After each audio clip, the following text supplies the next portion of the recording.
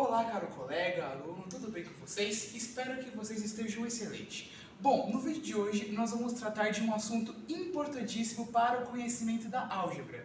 Ela mesma, o teorema fundamental da aritmética. Mas antes, nós temos que tratar alguns conceitos primordiais para a gente conseguir entender melhor o que seria o teorema fundamental da aritmética. Então, bora comigo. Bom, inicialmente, nós temos que tratar do conceito do que seria números primos. Os números primos, gente, basicamente tem um principal conceito de que se P é primo, significa que ele tem no máximo dois divisores, sendo um e ele mesmo. Dessa forma, a gente tem vários números primos que satisfazem essa sentença, como por exemplo o número 2, o número 3, o número 5, o número 7, o número 11, o 13, 17, 19 e aí vai.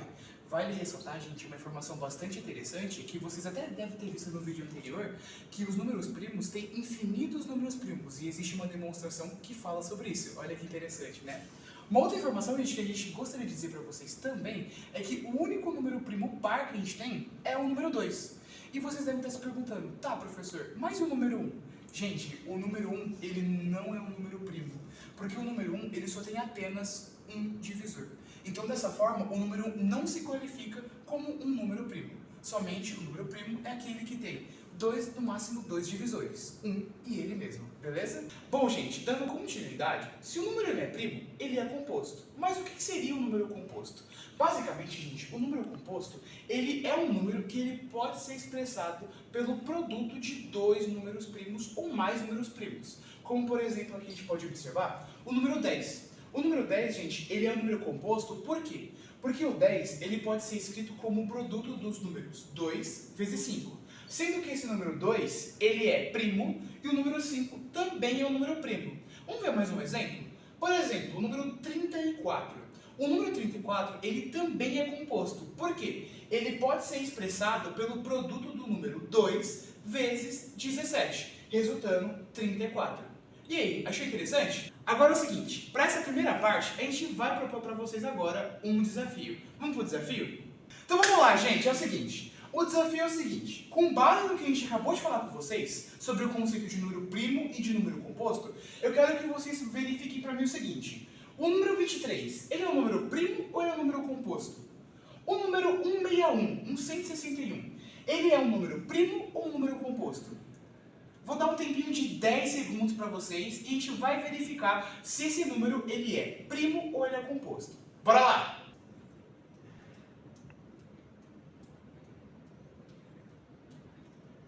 Tempo esgotado. Agora é o seguinte, gente, vamos verificar se vocês acertaram ou não o nosso desafio.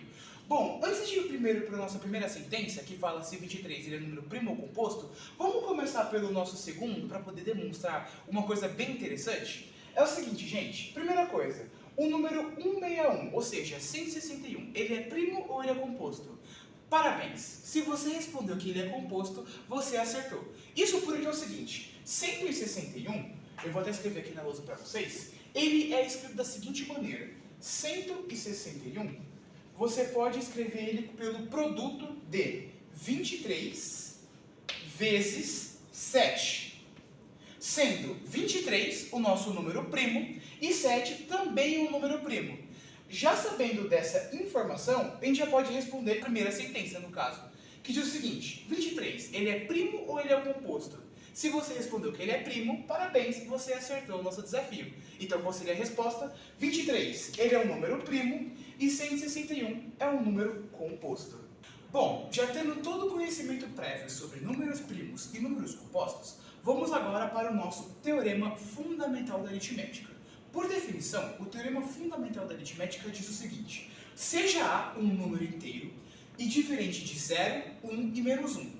Esse número, então, existe primos positivos, tais que o primeiro primo é menor que o segundo primo, que é menor pelo penésimo primo, e tem inteiros positivos α1, α2, αn, tal que esse número A ele pode ser escrito como E vezes o primeiro primo elevado ao primeiro alfa, vezes o penésimo, várias vezes, né? Penésimo primo elevado ao enésimo alfa, em que esse E ele é mais ou menos 1, conforme ele é positivo ou negativo.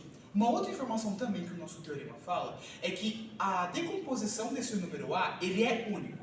Vocês devem estar se perguntando, muito complexo, muito difícil o entendimento desse teorema. Em outras palavras, o que ele quer dizer? Em outras palavras, ele diz o seguinte: seja n um número inteiro maior do que 1, ele pode ser escrito da seguinte maneira: n é igual ao primeiro primo elevado a alfa 1 vezes o segundo primo elevado a alfa 2, vai fazendo várias vezes essa multiplicação até o penésimo primo elevado ao enésimo alfa, sendo P1, P2, Pn primos, alfa 1, alfa 2 e alfa n inteiros positivos. Tá, vamos ver uma aplicação de maneira mais tranquila, mais fácil. Vamos para os exemplos. Primeiro exemplo, nós temos aqui o número 6. O número 6, gente, como a gente sabe, ele pode ser escrito da seguinte maneira: 2 vezes 3. 2 vezes 3 resulta em 6, sendo 2 e 3 números primos, certo? Agora vocês devem estar se perguntando, qual é o coeficiente desses 2 e 3? É 1 e 1, porque 2 elevado a 1 é 2, vezes 3 elevado a 1 é 3. Então, 2 vezes 3, 6. Vamos para o próximo exemplo, o 9. O 9, ele pode ser escrito como 3 vezes 3, e esse 3 é 3 ao quadrado, ou seja, 3 ao quadrado equivale a 9. Vamos agora para um exemplo mais fácil, bem tranquilo. O número 2. O número 2, ele é um número primo, mas a gente pode também expressar ele como número primo, porque 2 é a mesma coisa que 2 elevado a 1. Concordam comigo? E agora, por último, nós temos um outro exemplo, que é o número 140. O 140 ele é um pouquinho mais complexo, mas observe. 140 você pode escrever como 2 vezes 2 vezes 5 vezes 7. Em outras palavras, significa que é 2 ao quadrado vezes 5 vezes 7. Ou seja, 4 vezes 5, 20, vezes 7, 140. Antes de a gente passar para mais exemplos e como aplicar o teorema, quero dizer uma coisa para vocês sobre a história desse teorema. Bom, o teorema fundamental da aritmética, ele é encontrado, na verdade, no livro de Euclides, Os Elementos, no seu 12º livro. Mas existem também algumas evidências que mostram que ele já começou a utilizar esse teorema de maneira mais simples, sem todo esse rigor matemático, no seu 9º livro. Passou-se vários e vários anos até que um matemático chamado Gauss, em 1796, demonstrou uma demonstração formal do nosso teorema, que hoje ele é aplicado dentro da educação básica, mas também nos estudos mais aprofundados da álgebra. Vamos agora começar a ver algumas aplicações e exemplos? Bora lá! Bom, depois de nós termos visto o que significa e o que é o teorema fundamental da aritmética, vamos ver agora como a gente pode aplicar esse teorema. Bom, inicialmente a gente tem que fazer algumas perguntinhas. Primeira pergunta é: qual é o número que a gente vai fazer a decomposição e descobrir quais são os seus números primos? 2. Escreva alguns dos números primos para que te auxilie a fazer a decomposição.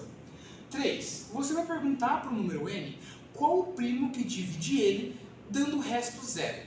E depois disso você vai repetir esse 3 até que todos os primos sejam evidenciados. Vamos ver um exemplo? Então vamos lá. O primeiro exemplo, gente, você pode encontrar utilizando o método da árvore. Como funciona? Vamos ver esse exemplo. O n que a gente escolheu é o 520. Então vamos lá, 520 é o nosso número. A gente vai utilizar algum desses primos aqui, que eu anotei que é o 2, 3, 5, 7, 11 e 13. Ok? E agora eu vou fazer a pergunta. 520. Você divide qual primo? Vamos começar com o primeiro primo. O primo 1 é o 2. O 2, ele é número par, e 520 também é número par. Como os dois são números pares, então eles se dividem. 2 divide 520. Dessa forma, 520 dividido por 2 é 260. Então, 2 vezes 260 é a mesma coisa que 520. Vamos agora perguntar para o 260, porque tem que evidenciar todos os números primos.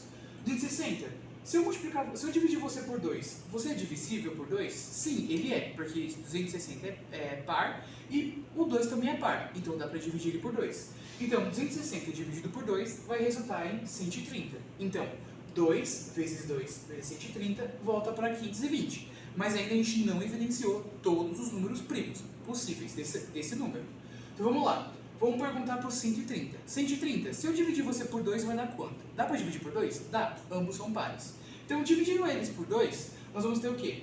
65. Então, 2 vezes 2 vezes 2 vezes 65 resulta 520. Agora eu vou perguntar para o 65. 65, eu consigo dividir você por 2? Não. Porque não dá resto zero. Vamos perguntar para o próximo número. 3. Você divide 65? Também não. Um macete para você ver se dá para dividir: pega esse número 6 e soma com 5, Se ele for múltiplo de 3, divide. Se não for, não divide. Já fica a dica para vocês. Passamos para o próximo número. 5. 5 divide 65? Sim. Então, 5 dividido por 65 resulta 13. Então aqui a gente acabou de evidenciar todos os números primos que 520 consegue escrever. Então 520 é a mesma coisa que 2 elevado ao cubo vezes 5 vezes 13. Vamos ver mais um exemplo? Vamos lá. O segundo exemplo que a gente trouxe, nós temos agora o método da decomposição. Como funciona? É basicamente a mesma coisa, só que em vez de a gente construir uma árvore com várias ramificações, você só vai colocando um número decomposto pelo número primo que a gente estava dividindo. Então, por exemplo, o que a gente vai fazer agora? Vamos pegar esse número 735. 735, vamos perguntar primeiro o primo se ele divide. 2 divide 735? Não divide. Vamos passar para o próximo. 3 divide 735? Divide. Então, 3 dividido por 735 resulta 245. 245 dá para dividir por 3? Não. Vamos passar para o próximo número primo. 5. 5 divide 245? Sim. Ele vai dar 49. 5 dá para dividir 49? Não. Vamos passar para o próximo. Então, 49 dá para dividir por 7? Sim. Vai ficar 7. 7 dá para dividir por 7? Dá para dividir por 7. Vai resultar 1. Então, dessa forma, pegando 3 vezes 5 vezes 7 vezes 7, ou 3 vezes 5 vezes 7 ao quadrado, vai voltar para o nosso 735. É isso, pessoal. Esse é o nosso vídeo. Espero que vocês tenham gostado e ficamos para a próxima. Tchau!